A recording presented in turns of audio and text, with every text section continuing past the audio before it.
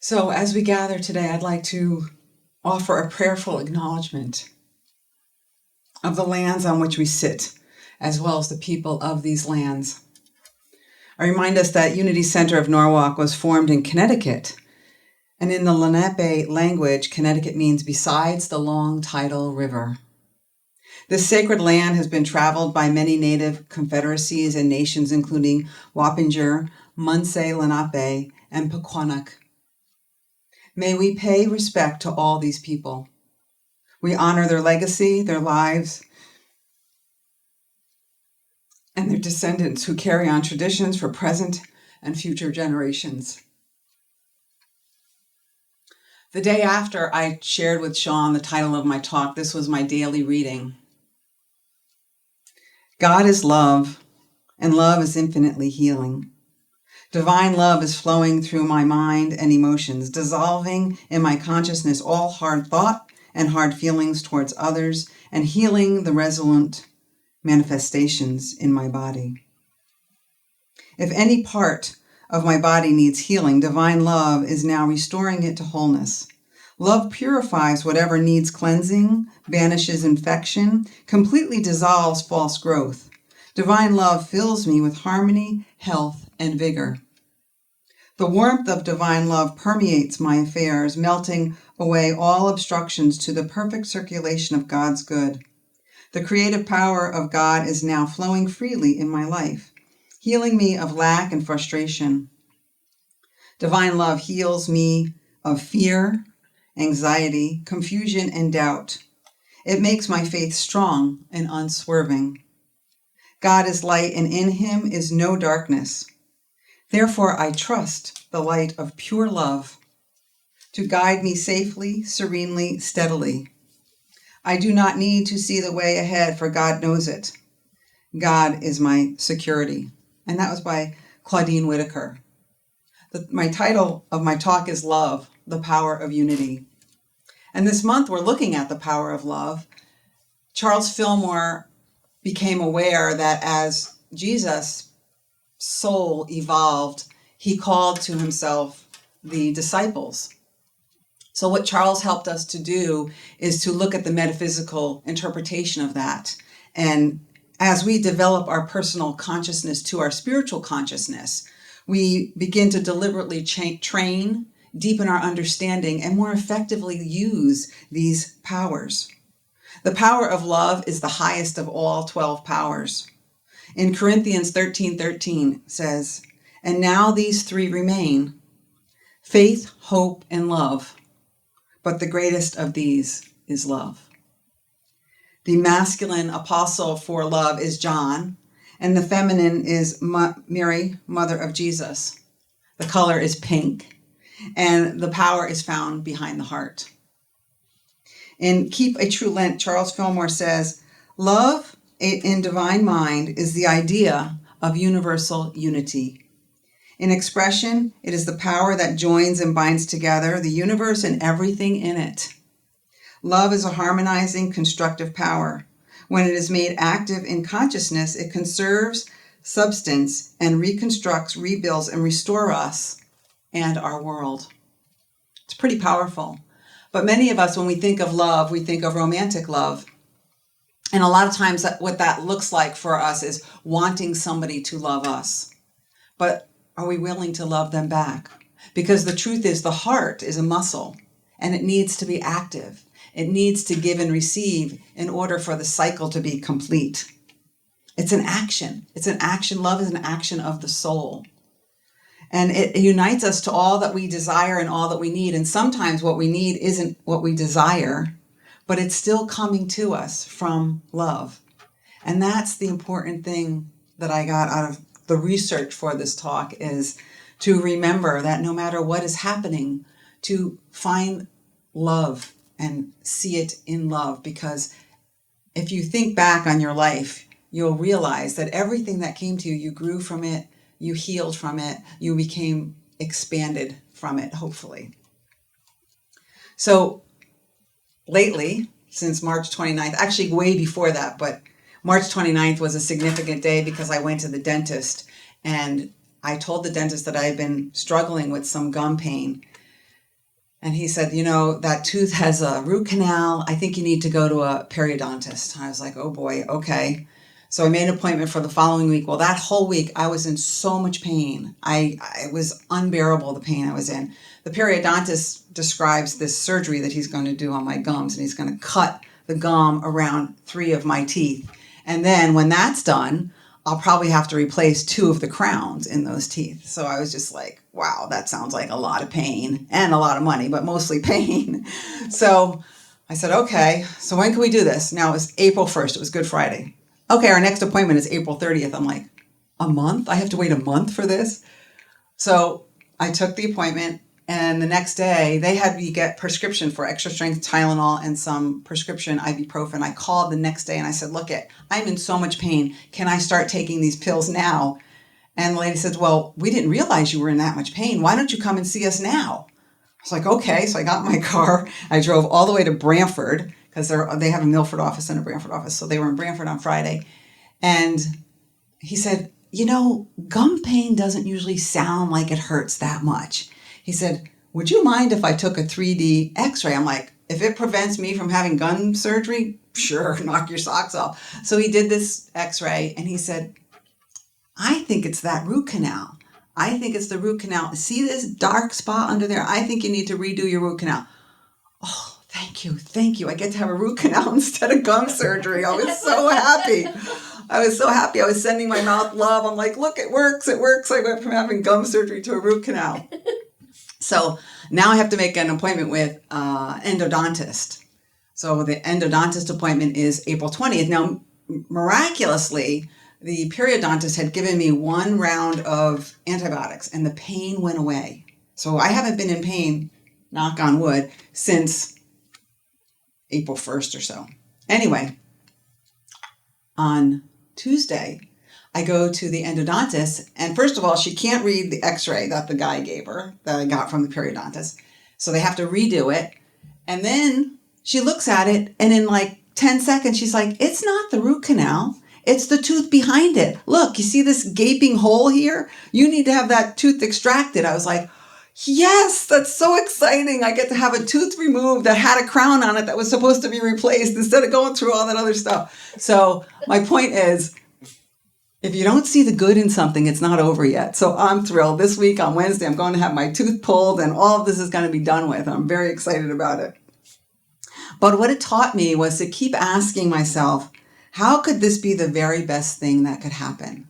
And every time I asked myself, I got a better answer, an answer that I liked better anyway. So it's the question that you want to start asking yourself, because all that happens in our life is from love, whether we like it or not, right? So ask, what is it that love is trying to show me right now? I have another story about a Hindu king, and he had a very loyal advisor. But this loyal advisor had a kind of annoying habit that whenever anything happened, he said, that's a good thing. So one day they go out hunting, and the king actually lost his toe during this hunting trip. And so the loyal advisor said, that's a good thing. And the king was so annoyed that he fired him. He's like, you're out of here. I'm done with you.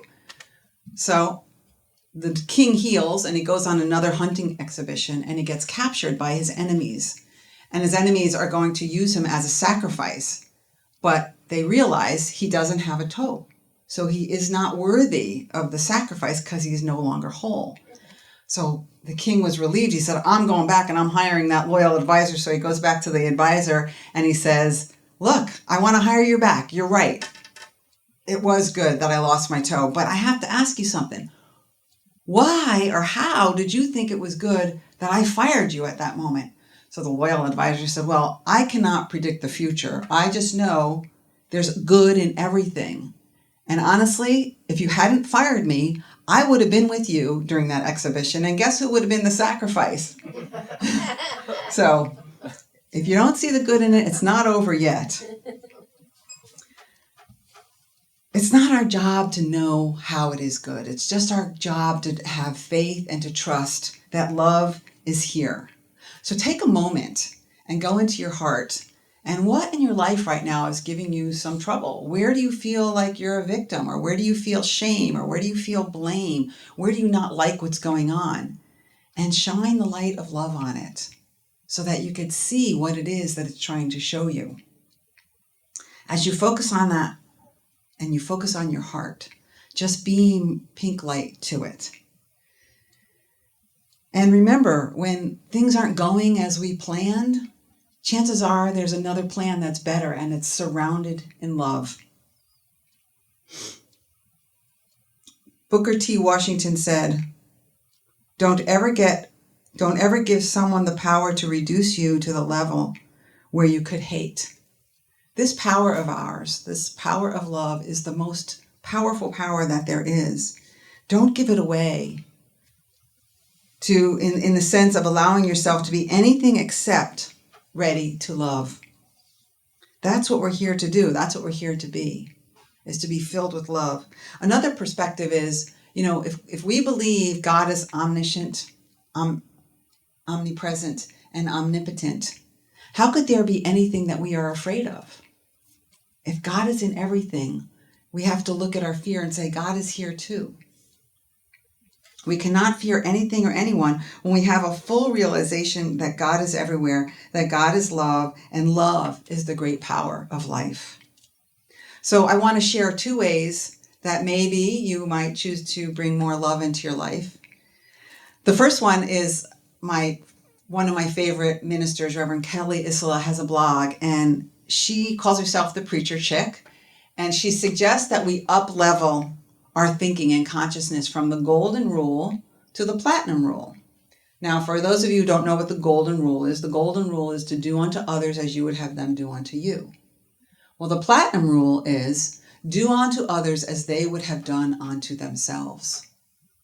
So what this means is I have to get out of myself and I have to get into what that means for you. I have to have empathy. I have to ask questions. I have to have compassion. I have to have a connection with somebody else in order for me to give to them what it is that they want. And this shifts our focus from ourselves to the other. It broadens who we are. It broadens our perspective. I have to get to know you. I have to inhabit what we have in common and celebrate our differences in order to do this platinum rule. When we listen and give ourselves freely, we are practicing care between self and other. We open to the power of togetherness, to oneness, and how that brings more love, prosperity, and meaning to our lives. We are actually all here to be in service. So why not be in service to those that we want to serve in the way that they want to be served? It takes courage, it takes vulnerability, it takes willingness, but it means that we become present enough to know what matters to the other person, for what they long for. And then we get to see how we're connected, and we also get to see how we're not connected and how we can change that. When I expand by becoming part of the greater whole by going platinum, our divinity becomes magnified, and together we find what is possible for all of life. This is the power of love. It magnifies all good as we serve, heal, and grow. So the platinum rule, do unto others as they would have done unto themselves. The second one is what Kenneth was talking about. I've been listening to Michael Beckwith and his life visioning process, and he talks a lot about forgiveness. And he feels, and it makes sense, that all forgiveness is self-forgiveness. Forgiveness is the releasing of mental, emotional, and physical toxicity that comes from carrying resentment and animosity. This is how we move out of victim consciousness. When we forgive, we are letting go of blame and shame and opening ourselves to taking responsibility for our lives. There's no transformative value for blame and shame and guilt. So when we forgive ourselves or we forgive others, we're making room for more compassion and for more love. There's 2 ways to forgive. We can either forgive others for harming us, or we forgive ourselves for doing the harm that we may know we did, or even that we don't know that we did. But we're forgiving ourselves and we're forgiving others. And even when we forgive others, it's a self-forgiveness process. Because we are unbinding ourselves from the perception that causes harm to others. Unforgiveness is actually a form of self-abuse. We keep repeating the thoughts that are producing toxic chemicals in the body, debilitating our immune system and breaking coherence of the brain so that we cannot fully function optimally. So self-forgiveness is freeing. Any forgiveness is freeing. So you may want to just sit back and take a breath and say to yourself, I take responsibility for my actions. Forgive myself from anything I may have done to knowingly or unknowingly hurt myself or others. I claim freedom now. And then you can go into meditation holding on to this and be honest with yourself on what you've done or what you haven't done. And also remember that as human beings, sometimes we act out of ignorance. So sometimes that might be a way to help us forgive other people. But be still and visualize the individual and see their face and forgive them. And if it's your own face, see that and forgive yourself. You haven't forgotten what happened, but the energy around what happens diminishes. It becomes an event that took place in your experience, which strengthened your capacity to love yourself and to love, period. And thoughts about this person will have no effect on you anymore. Practicing a forgiveness meditation will make you want to forgive more. It's just giving way for a new thought. Now, there's stages of forgiveness. The first stage is being willing. The second stage is actually doing the meditation. The third stage is to be willing to see it from their perspective. Put yourself in their shoes, walk a mile in their moccasins. The fourth stage is to wish them well from your inner self. And the fifth stage is to do something, symbolically to send positive energy in their way. It's a great way to set yourself free.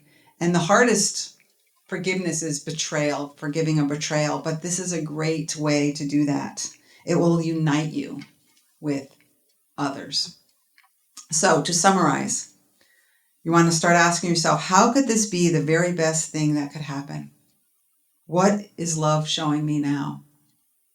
Remember this when things are going according to your plan and when they're not. The second is the platinum rule, do unto others as they want done to them. And the third is forgiveness. Expands us into unity with all that is and are limitless. So it takes courage. There are actually 4 qualities of courage this takes. It's courage to send love in the face of worldly trials. It takes courage to carry the conviction that the divine lives in every situation and life form. It takes courage to be courageous as a dauntless joy in the midst of pain and pleasure. And to exemplify courage not as an expectation of good results, but as a statement of love for God in spite of results. So our affirmations, first we're going to start with the denial. Any sense of discord or conflict evaporates. I let go of resentment, anger, and blame right now. Affirmations are, I am a radiating center of God's love. I am harmony and serenity. An inexhaustible stream of divine love pours through me, blessing others and myself. And love is universal unity. I am connected to all that is. Thank you. I miss you. I appreciate you. I love you. And remember, you are blessed and a blessing.